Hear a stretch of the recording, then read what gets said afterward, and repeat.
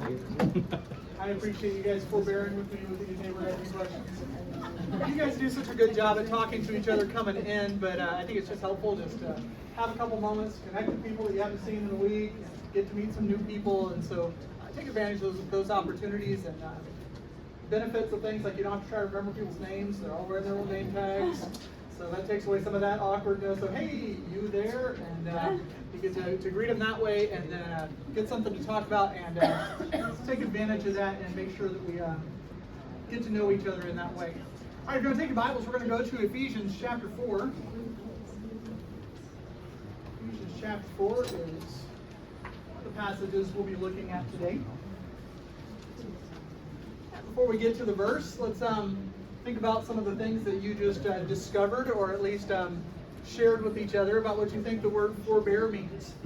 That's the one another we're looking at today. So we're supposed to forbear one another. You look down at Ephesians 4:2, you'll see it in there. But let's kind of share some of this. What were some of the things that you heard? What were some of the potential definitions? What comes to mind when you think of forbear? Anybody? Yes, ma'am. Putting up with. We're gonna come back to that phrase later. That is a good contemporary way of saying it. If King James were written today, he'd probably put that right in there. Put up with one another. What are some other descriptive terms? What are some other things that come to mind when you think of forbearing someone? Tolerating. Good word. Commiserating. Feeling that hurt with someone. Okay. Commiserating, feeling that with someone. Just a little bit of an empathetic idea there. What else? Other ideas that come to mind when you think of forbear? Forbear one another. So I heard patience with others. Patience with others.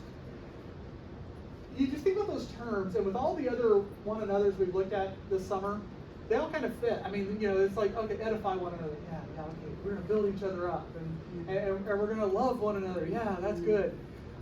I don't know, is it surprising to you to have a biblical command to put up with one another? Tolerate one another?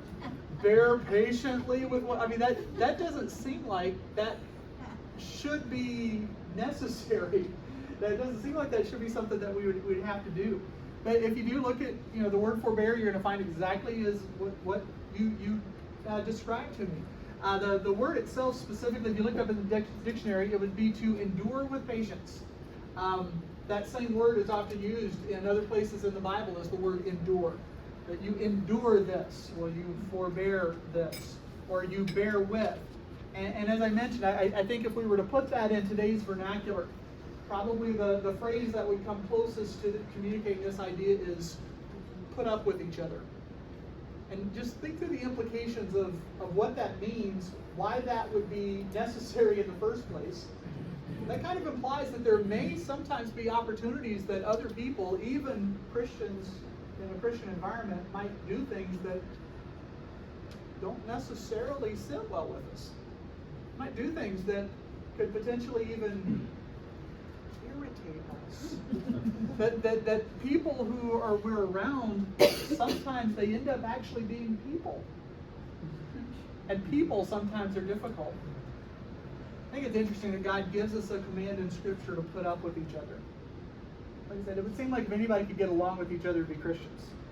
We have the same Father, the same future, we ought to have the same goals. You would expect with all the things that we have in common that we wouldn't have to endure each other. We wouldn't have to put up with each other. We wouldn't have to show patience to each other. But I think we all recognize that sometimes the hardest people to get along with are the people in our own families. I wonder if sometimes some of the struggle isn't because we do make assumptions. Well, we should be able to get along, and so the irritations seem a little more real. They seem a little more personal. That person is supposed to love me, so why are they bugging me? That person is supposed to care about me, so why didn't they do this? And sometimes it's the people that we're closest to that can be a source of our greatest frustrations because of maybe unmet expectations, difficulties in communications. I think a lot of it has to do with assumptions. The more you get to know somebody, the more you assume things about them, and those assumptions may not always be true, or may not be true in this case. A lot of times we just end up with dealing with some difficult people. And in those situations, that's what we want to work through today. What's our biblical responsibility to each other when we're irritating, when we're difficult, when we're challenging? One of the things that the Bible is going to tell us to do is to forbear one another. So before we even get into the specifics, let's start thinking about some situations. I want you to be thinking about applications all the way through this. So it's hard to do this without being personal. So we're gonna broaden it out in general senses first of all. What are some things that maybe you remember growing up that siblings did to irritate you? What are some things that just kind of siblings just did this and it got under my skin? Anybody got any examples of maybe irritating situations with siblings? Just left the cap off the toothpaste all the time. Left the cap off the toothpaste. And then you were probably responsible for cleaning up the bathroom when toothpaste got all over the place.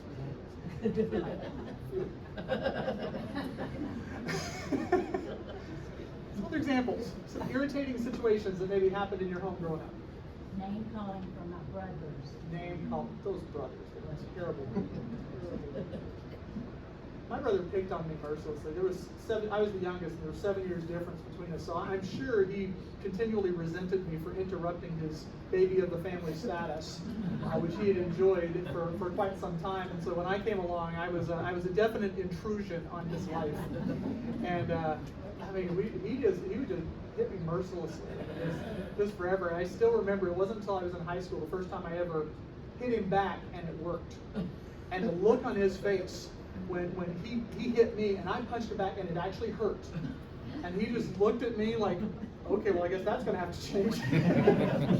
and our relationship improved from then on. It was like the animals in the forest establishing dominance or whatever. So, but yeah, it's those kind of irritations. Those irritations in the home. Any other situations in a home that might irritate us? I have my older siblings hated when I Tattletale.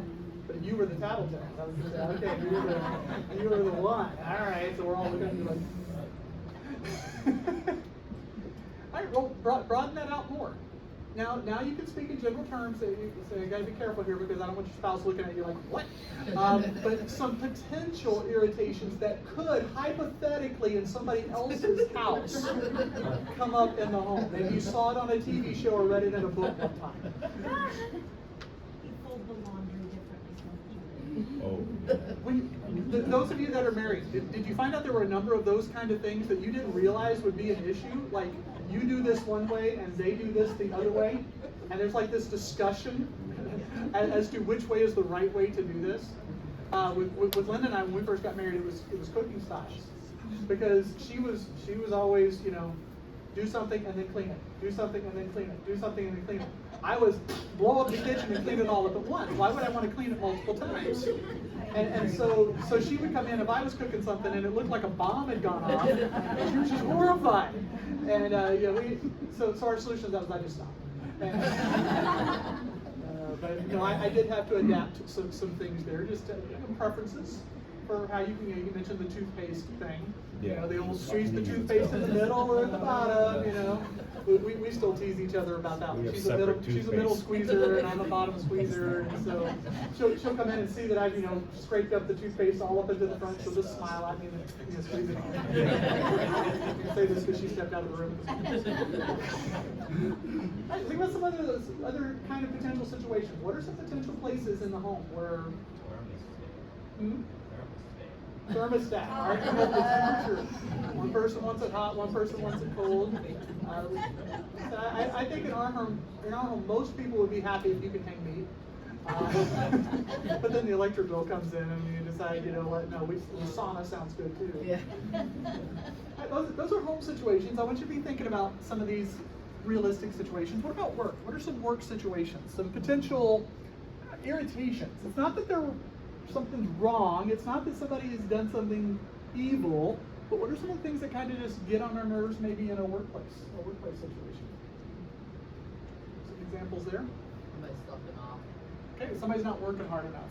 You got a big project and everybody's supposed to be doing their part, and that person doesn't seem to be doing what they're supposed to do, and that can sometimes get a little bit of irritation. What else? Preference and how to accomplish a task. Okay, if you got tasks that take multiple steps, and what order you do them in, and what makes sense to this person, we should do it this, this, and this, and the other person, no, we need to do it this and this and this, and kind of a similar situation to the home, where you just have preferences about how your brain works and how you operate, how you see the end goal, you have irritation. Any other situations? Willing to interface with and use technology. Okay. To be able to use technology, and those that can get frustrated with those that can't, and those who can't just get frustrated by technology in general. I think probably every department in the school has their resident tech support person. Whenever something breaks with Canvas, our learning management system, we all call Mike. Don't come to me if you got a Mac, okay? I don't have a You clue. can hear it in our hallway like, Canvas isn't working. Mike, what's the problem? And we're all expecting him to come and fix our issues, and I'm sure there have been a number of times he's probably gone, not again. All right, now we're going to get really personal. Church. What are some of the situations that can come up in church? Maybe remember something from your past, some situation that's like, why do they do that? Parking spaces. Parking spaces can be a challenge, especially in Florida, because Florida parking spaces aren't determined by how close you are to the door; it's where the trees are. You gotta find the shade. Those are the primo spots. If you're coming in this one, that first row of cars over there, that's all under the shade. But you got to be here at like 6 in the morning if you want one of those things. And so, trying to find a spot. What else? What are the potential situations to put up with at church? This happened in one of the churches where I was pastoring. One of the young persons that were in it, he wasn't that young, but he had a bipolar personality. And he always felt sorry for himself. Couldn't drive, couldn't get around. So when he started attending the church regularly, he started asking for help from different people in the church. It got to the point where everybody's willing to help, but when the willingness got to the position where it became a hindrance to their lifestyle, I started getting involved. And then you have to be very careful, because he needed help. Yeah. But at the same time, It's kind of a touchy situation. there were people that were really getting, and in that animosity that was developing, they were shunning. And that was one of the hardest things to handle it with understanding of both sides. But he was out of line to a certain point, and I had, one of the demons, we had to talk to him. Because he was asking some people that were driving 50, 60 miles to go pick up something. And then there was one family that was just big-hearted, super big-hearted. He found that out and started soaking Taking as advantage much of as he people. could out of that. And finally they came. They didn't know how to handle it. That balance of wanting to help people, but there being lines that at some point it's being taken advantage of, and that can be a tough situation, because then you feel guilty, like if I say no, I could, but I should, that could be a challenge that can come up in a situation where we're designed to help each other, and knowing where that help goes and when somebody should help themselves, and where personal responsibility and taking up bearing the burdens of others kicks in. I just want you to be thinking about things that sometimes come into our lives, these irritations that we face with other people. Whether it's at home, whether it's at work, whether it's at church. I want you to understand that it's not that there's a boom, here's the solution to the problem, this will fix it, X, Y, Z, you're all done. But the Bible does give us a description of how to handle those situations and what we're supposed to do in those situations while we're working towards the solution. And that's this biblical injunction, forbear one another. We can come up with a lot of situations where commands like this need to come into play. But what are we going to do about it? Take your Bibles and let's look at Ephesians 4:2. And we're going to look at a couple of passages that talk about this concept of forbearing one another. And I want you to notice what these passages all have in common with each other. You're going to see some common wording in each one of these. First of all, Ephesians chapter 4, verse 2 says this, with all lowliness and meekness, with long suffering, forbearing one another in love. This verse specifically describes for us this concept of forbearing one another, and it talks about three responses. Three things we do as we are to fulfill this command of forbearing one another. It talks about lowliness, meekness, long suffering.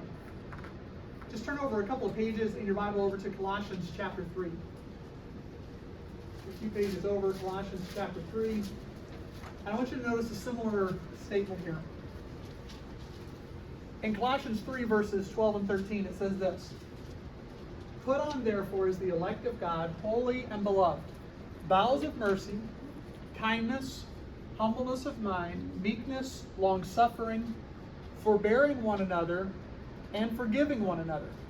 If any man have a quarrel against any, even as Christ forgave you, so also do ye.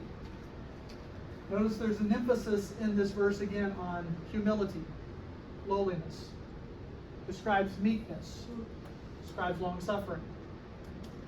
One last set of verses. Go back to the left a little bit, back to the book of Galatians, and go to Galatians chapter 5. You're going to find Galatians chapter 5, the passage we're going to look at is a very familiar passage.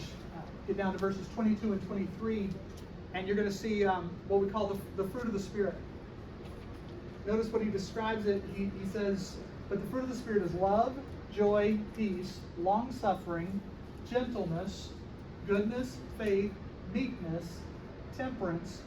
Against such there is no law. He describes these outward evidences of God working in our lives, the fruit that the Spirit produces. And while I admit humility does not specifically come up on the list, I don't think you can characterize the Spirit of God without thinking of humility. That's certainly a spiritual quality. And then the concepts of meekness and long-suffering are both built into this. When you look at all three of these passages, you start to see a common trend. I think Scripture is calling our attention to the fact that forbearing one another is not easy. Putting up with each other's shortcomings, putting up with the challenges that come with interacting people. I think there's kind of a realization that there's going to be frustrations, there's going to be irritations that come in as we interact with other people. It's part and parcel of living in a sinful world, and also just part of variety of people. But people are going to do things differently and have different ways of thinking about things and different approaches and different priorities. So irritations are going to come. Frustrations and situations and circumstances where we have to put up with other people are going to occur. But what he calls our attention to is how do we respond to those irritations? It's not a solution that makes the irritations go away. How do I fix this person? How do I get them to stop bothering me? Well, that would be a nice verse to have, but I don't have that one for you. What I do have is an admonition for us as Christians as to what we're supposed to do when we find ourselves in these circumstances. And the keys here that I want us to pay attention to specifically are these concepts: lowliness, meekness, long suffering. So let's think it through here. How is it that we're able to put up with each other? How is it that we're able to bear with one another? What do we do in these situations? Well, the first principle that I want to call to your attention is that principle of lowliness, humility. This is tied in with something that we covered earlier this summer. Remember when we studied the concept of preferring one another? We talked about putting others first, putting their needs ahead of our own, prioritizing the people around us, humbling ourselves. It's not so much of putting ourselves down as it is of lifting other people up and just putting them in a higher position. That's this idea of humility. A proper view of others is going to help us in these irritating situations. In one way, and I do have to admit this, and I have to acknowledge, we all have to acknowledge this, one of the ways that humility will help us in these conflicts that we run into with other people, it may have to be the humility of admitting, I was wrong. Sometimes our pride gets involved and we want to defend ourselves and the way we do it and the way we want this to work and the way we want this to happen. And it is possible that part of the conflict is because we just need to step back and say, you're right. I need to be humble enough to admit that what you're doing is the right way to do this or the appropriate way to do this, and I need to adjust. Well, you understand how that can then help us in this scenario. It can help us if we'll exercise some humility. But in many of these cases, in many of these examples, it's not an issue of who's right or who's wrong.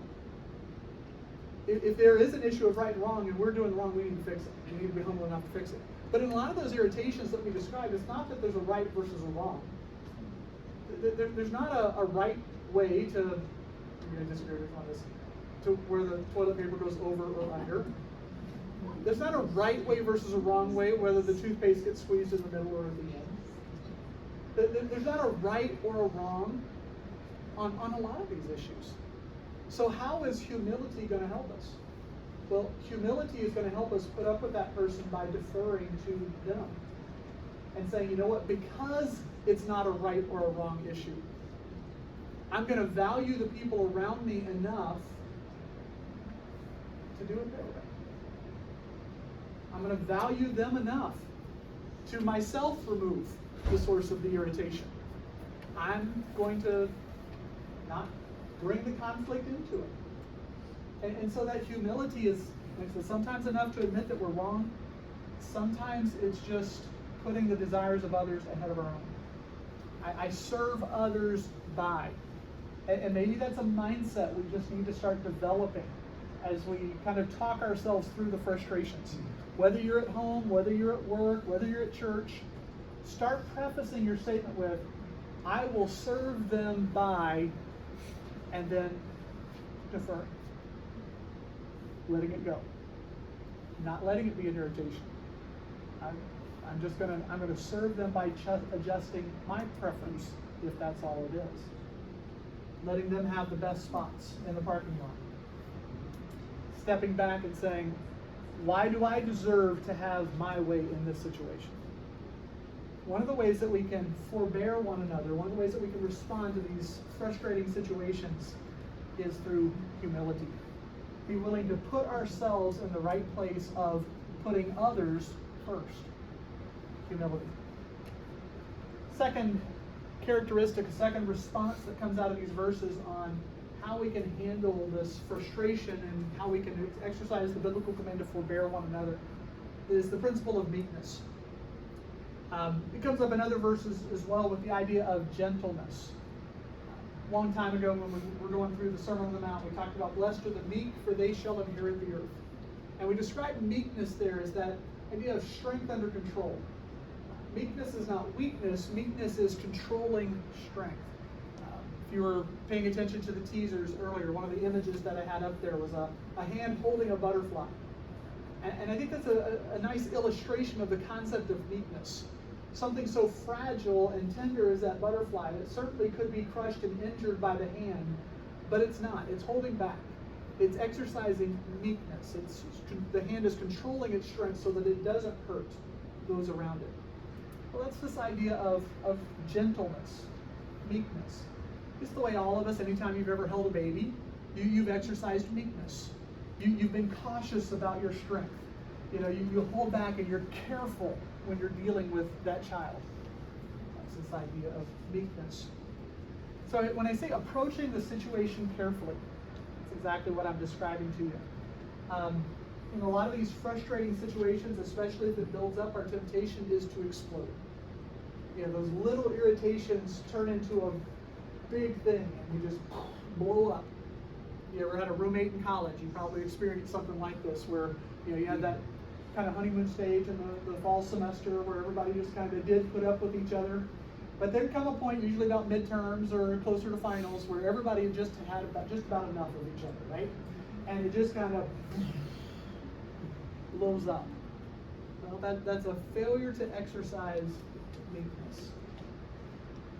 It's probably not often that we're going to have something like that with a coworker or with someone in church. It does seem like it happens more often in our homes.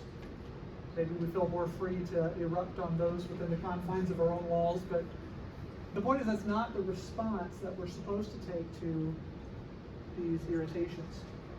We're supposed to be approaching situations carefully. So when somebody does that annoying little habit once too often, that repeated request is repeatedly ignored, it's at those moments where we're tempted to lose control that God's command to deal meekly and gently must be brought into bear. It's where we come back and we have to sometimes maybe even take a moment and remind ourselves of the fruit of the Spirit. The fruit of the Spirit is gentleness, meekness, and remind ourselves that whatever I'm about to blow up over is not going to demonstrate that the Spirit of God is in control of me at this moment. It's going to be completely inconsistent with what the Spirit of God would want me to do at that moment. When those irritations come, we need to make sure we're approaching that situation with the right frame of mind. That we're not, I've had it with you. That we're not just ready to explode, that we're handling it with meekness, gentleness, that we're gently handling the situations. Remember, words are like, and we've talked about toothpaste a lot this morning, but words are like the toothpaste in the tube. Once you squeeze it out, you can't put it back in. It doesn't go back in. And once we say those hurtful words, whether it's to a family member or whether it's to a coworker or whether it's in church, we can be as sorry as we want to be, but there may not be any pulling it back. The words are out there. So it's imperative that we handle the situations with gentleness, with meekness. So let's help each other out with this one. Let's talk about some ideas. When you're at that breaking point, when the frustrations have built up, and you feel like it's about to be, I'm about to say something I don't need to say. What are some things that maybe you found helpful in the past to de-escalate, to bring it down, to help yourself deal with a person in a gentle fashion rather than a erupting fashion? Do you have any ideas? Yeah, Aaron? Sometimes for me, it's realizing that some of the irritation is due to the stress of the situation. And so I will wait until I'm not stressed anymore and then approach it. And I find that things bother me less when I'm not stressed out. Yeah. It is easy when you're tired, stressed, whatever, that breaking point gets a whole lot closer. You know, it's like every ounce of tiredness gets you one step closer to the ledge. And so maybe it's just a matter of stepping away from that situation and saying, let's wait till another time to deal with this. What other ideas? Yeah, Janae? Sometimes I've found, this is kind of from working at the IT help desk, but sometimes I've found that trying to focus on finding a solution instead of focusing on the problem can help diffuse, because there was a situation one time where somebody was really, really frustrated and getting really kind of ugly on the phone because they were frustrated because something wasn't working. And it was kind of diffusing that, saying, okay, I understand you're frustrated, I understand there's a problem, let's see if we can find a solution. And so focusing on the solution rather than the problem. Some solutions? Mark? Some of us who are faculty in here remember a couple years ago with COVID, all that extra work we had to do. And I remember sitting at home, of course classes were canceled, and all the work and all the grading and dealing with all the students online, and I just started counting my blessings. I just had to stop and say, Lord, you've been so good to me. I can't complain, even though I'm working 80 hours a week, you know. I've got a roof over my head. My wife she still loves me, you know. I mean, I just counted my blessings, and that really helped. I remember specifically going through those days of grueling work, but yet God helped me because I was blessed. So those irritations in the home, you know, instead of focusing on the things that irritate us in the home, focusing on all the blessings that we have in our homes. At work, those little things that kind of just grate on us and get on our nerves. And instead we say, well, let me count that against the privileges and the benefits and the things that I have and the positives. And in church, again, I want you to notice it's easy to fixate on the negatives, and we have to, it's almost like we have to purposefully make ourselves think about the positives. I think that's, you know, it's part of our sin nature. We gravitate towards what we shouldn't. And so we've got to be purposeful about focusing on the benefits. And maybe in that relationship that you're about to blow up in, or the conflict, or the person that's frustrating you, maybe start purposefully, as Mark's saying, you start thinking about, you know, all of the reasons why you can and should love this person. If you can't find one, just remember, at the very least, Jesus said you're supposed to. So, you know, you can at least come up with one good one, but, you know, start focusing on those things and redirecting. It's that principle of, you know, whatsoever things are pure, holy, just, reading virtue, reading praise, think on these things. That's a positive command of what we're supposed to think about. So if we find ourselves thinking about what we shouldn't think about, replace those thoughts. What we should think about. And the greatest mind in here can only think one thought at a time. I mean, that's all you're capable of, is thinking one thought at a time. And so replace it with something that you should be thinking. I use the third thing rule. The what? The third thing rule is what I call it. Usually my gut reaction is a reaction of the flesh. And the second thought is almost always what my brain comes up with. And then the third thought is when I finally shut up and listen to the Spirit of God. So for me, the third thing I'm rule glad for is you it pretty makes it that high on the effective. list. Sometimes it takes me that long. Well, I might be stuck in stage 2 for a while, but yeah. We used to joke I had an office mate that we used to joke about that. It's like, first thing you want to say, that's option A. No, can't go that one. Not option B, not option C. D, maybe. E, okay, I think we're getting into the realm of things I can actually say. So, just like, so we used to joke with each other when something would come, it'd be like option E. You know, don't go with don't go with the first one. Something that kind of helps me is just thinking there's often things going on in other people's lives that you have no idea what's happening that might be causing the stress. So a bit of empathy, just trying to understand why the other person is doing what they're doing, and what's going on with them that can help us. Again, be willing to, and that's a great point, because that's what can help us then approach them with gentleness. Sometimes we make assumptions. Well, they're doing this just to irritate me. Well, that's possible, but that's not always going to be the case. Most of the time, the things that we're irritated by that other people do, they have no clue that that's irritating us. They were probably just thoughtless in doing whatever they did. They weren't trying to be antagonistic about it. But we can kind of sometimes infer motives to them that aren't appropriate. And so it's giving them the benefit of the doubt and just saying, you know, let me try to understand what they're going through. Maybe it was that they just didn't notice. That's just not a priority for them. We just need to put up with it. You see the point here? This thought process can be helpful to us. One of my lecturers mentioned that every problem is first a spiritual problem, and how to treat people that are spiritually connected to God, and closer to Same as every problem is first a spiritual problem, and the spirit needs to be involved in it. And I think that goes back to the Galatians passage. It's the fruit of the Spirit that produces meekness. That's something that the Spirit produces. It's not a natural reaction. It's not a gut reaction. It's not going to be option A to respond with meekness. That's going to have to be purposeful, yielding to the Spirit to say, Lord, I want to approach this situation the right way. I want to respond to this. I want to be humble. If I'm wrong, I need to fix it. I want to be humble. If there's no right or wrong here, I want to defer to that person. I want to be meek. However I'm going to respond, it's going to be in gentleness toward that individual. The last one is patience, long suffering.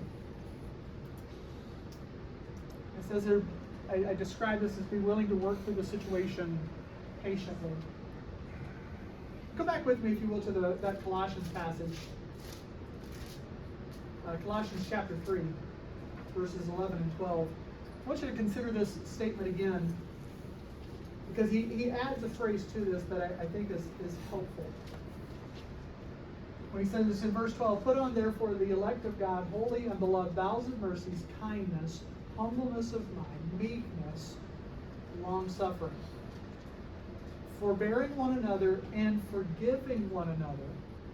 If any man have a quarrel against any, even as Christ forgave you, so also do ye. I think it's important that we connect this idea of forbearing, as Paul does here, with the idea of forgiving. Because it is possible that what that person has done something to us. It has affected us. It has injured us in some way. It's not just an irritation. It's not just a preference. But that person has actually done something that warrants what the Bible calls forgiveness. And if we're not careful, we'll miss this stage and we'll justify our frustration with that individual. We'll justify our attitude toward that person by pointing out all the things that they legitimately did wrong. But they were wrong in this, and they shouldn't have done this, and this shouldn't have been that way, and that shouldn't have happened. And you know what? You can be exactly right. And the Bible gives you a response for that. Forgiving one another.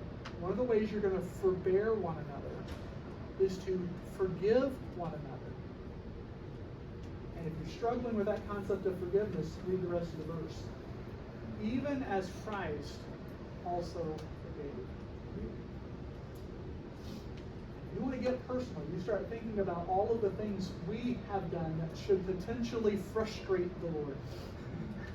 All the things that we do that are contrary to the way He wants us to do things. All the things that we do that are the opposite of the way He thinks and the way He acts and the way He has commanded us to do. And all of the times that He has, I say it this way, put up with you. If we'll start comparing the offenses of others to our offenses against Christ, we'll realize real quick, you know what? I'm putting up with a whole lot less than Jesus is. Think back to the parable that Jesus gives in Matthew 18. Matthew 18, Jesus has been talking about His disciples, and that's right after that passage where He talks about how they might even have to discipline each other for doing wrong, and He goes through this whole process that we've looked at in previous weeks about how to handle conflict. Right after that, Peter's looking at that going, this is complicated. But Lord, how many times do we have to do this? I mean, if my brother offends me, how many times do I have to forgive him? And Peter, remember, thinks he's being real generous. He's like, 7 times? Most of the rabbis of the day said 3 strikes and you're out. 3 times forgiven and no more forgiveness. So Peter thinks he's doing real well. He said, should we forgive him 7 times? And Jesus' answer is no. Peter said, yes, all right, I don't have to forgive him 7 times. And Jesus says, 70 times 7. And I don't think he's saying, make tick marks on the wall, and when you get to 491, you can be done. I mean, you forgive somebody who does something 490 times. That would be a little irritating, wouldn't it? I mean, if somebody does that thing 490 times in a row, most of us would probably be at the breaking point. But Jesus' point is not to stop there. I mean, you could look at it the other way and say, well, if I'm going to forgive somebody 490 times, I might as well just always forgive them. Yes.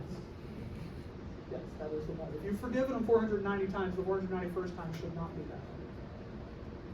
And so you can kind of picture the look on Peter's face as he thinks, why in the world would I do this? Why would I be willing to forgive somebody 490 times? And so Jesus tells him a story. He says, there's a man that has a debt, and he can't pay it. He's about to be cast into prison. His family's going to be cast into jail. It was the legal system of the day. He's about to lose everything. And he goes to the boss and says, please forgive me.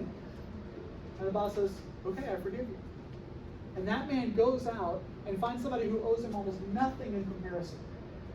And that person is asked for forgiveness, and he says, no, you're going to go to jail until you pay me everything. And when the master finds out that the first servant who was forgiven will not forgive, he says, now you're in trouble.